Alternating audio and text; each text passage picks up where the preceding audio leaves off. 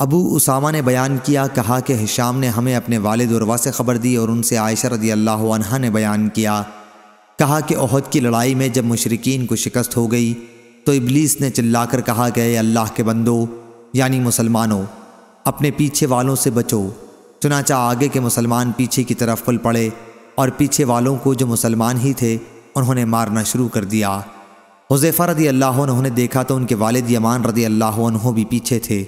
انہوں نے بہتیرا کہا کہ اے اللہ کے بندو، یہ میرے والد ہیں، یہ میرے والد ہیں، لیکن خدا گواہ ہے کہ لوگوں نے جب تک انہیں قتل نہ کر لیا نہ چھوڑا۔